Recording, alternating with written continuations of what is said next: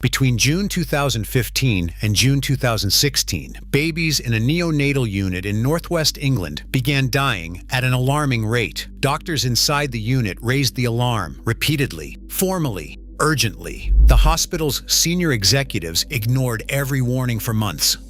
7 babies died. 7 more were attacked, and the nurse at the center of it all kept working her shifts. This is the Letby file.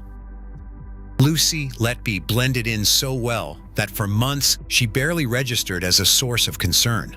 Colleagues described her as quiet and almost painfully shy, a nurse who kept her head down, followed protocols, and double-checked every chart.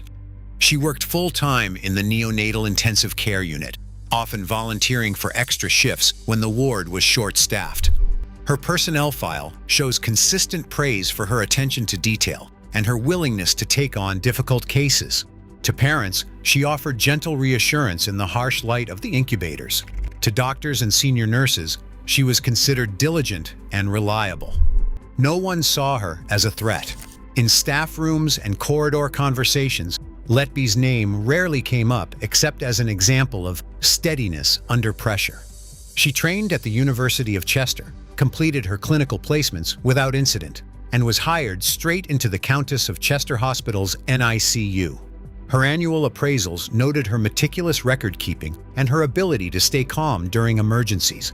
Management saw her as the kind of nurse any hospital would want: dependable, unassuming, almost invisible. This image, shy, careful, always present but never drawing attention, would become the shield that kept suspicion at bay. When the unit began to experience a rise in unexplained collapses and deaths, the idea that someone like Letby could be responsible seemed unthinkable. She was nobody's first suspect, even as the evidence started to point in her direction. Her unthreatening demeanor made it almost impossible for colleagues to reconcile what was happening on the ward with the nurse they thought they knew. The first signs came not as a single disaster, but as a series of sudden, unexplained collapses. In the spring of 2015, 3 babies died in the neonatal intensive care unit at the Countess of Chester Hospital within just 2 weeks. Each case was logged in the Datix incident system, each on its own a tragedy that might have been ascribed to the cruel odds of extreme prematurity. But as the weeks passed, the number of critical incidents continued to climb. By July 2016, 13 babies had suffered catastrophic events, deaths, resuscitations, or transfers to specialist centers, often with no clear medical cause. Senior doctors began to see the pattern others missed.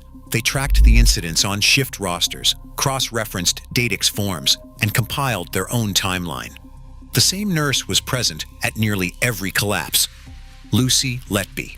The lead neonatologist documented his findings in formal escalation letters, warning that the frequency and clustering of events was statistically impossible to ignore.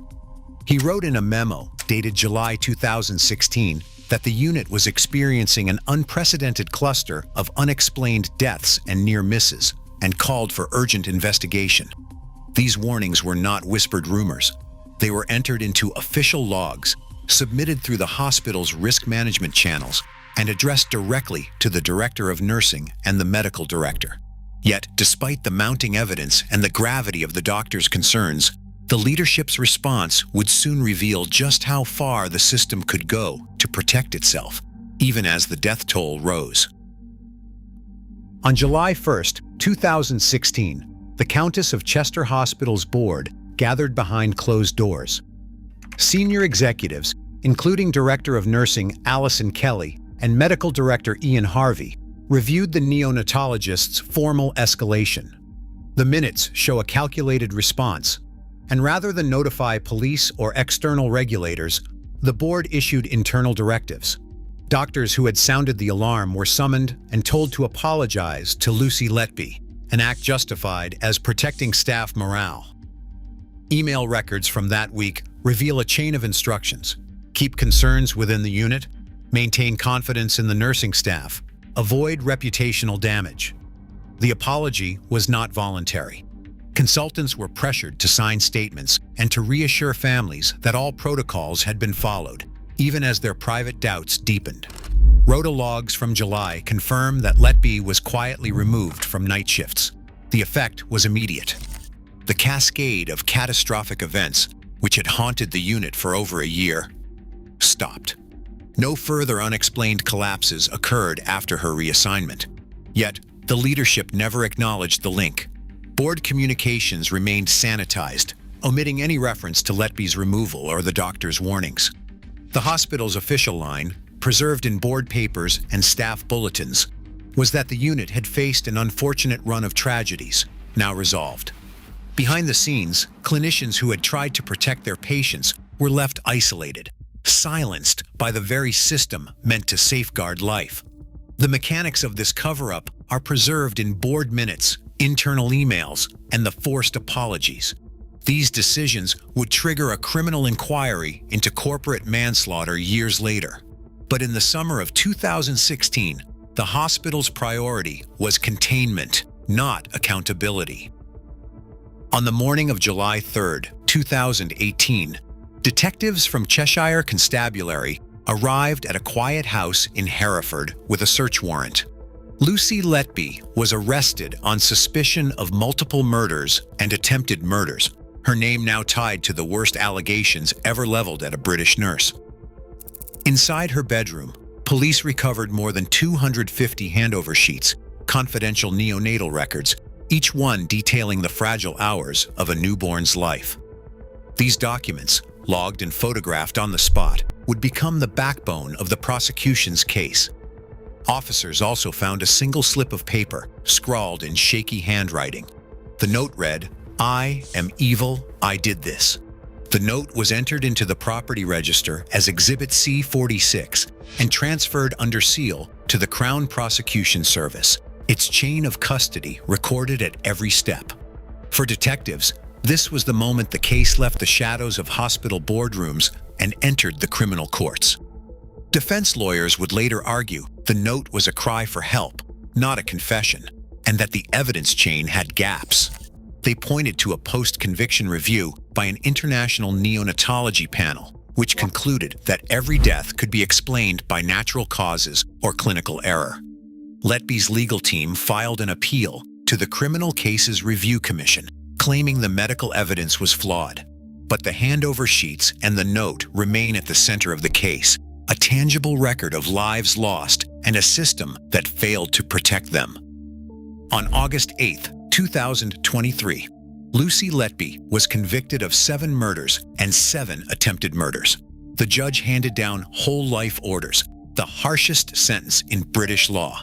Court transcripts detail the prosecution's case, a pattern of collapses, lethal drug doses, and Letby's presence at every critical moment.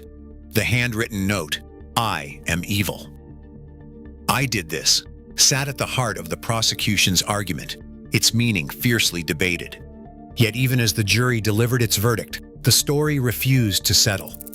In the months that followed, a panel of 14 international neonatology experts, led by Professor Xu Li, reviewed the medical evidence in detail.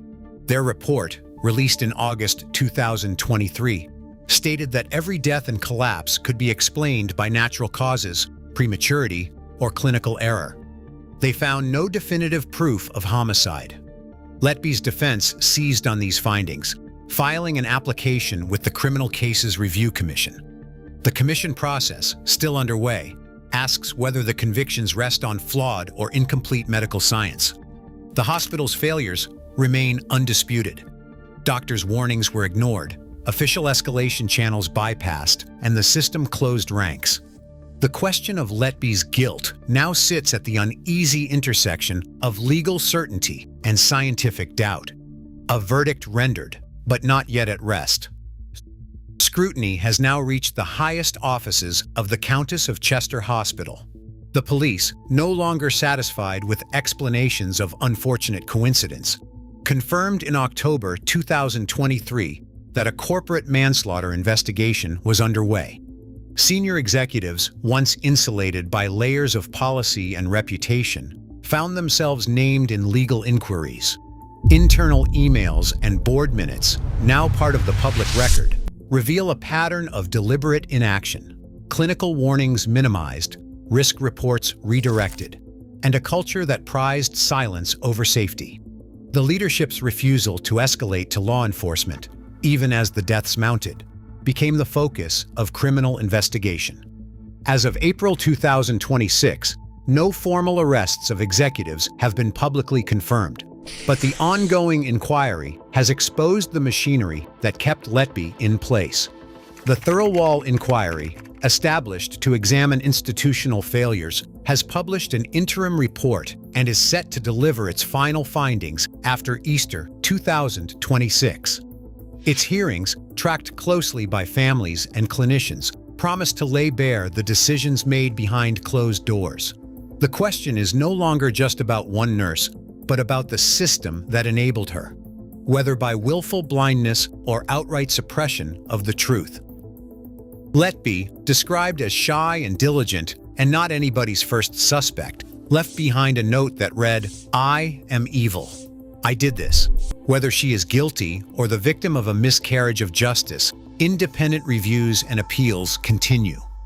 But one fact stands: doctors' warnings were ignored. That betrayal is not in dispute.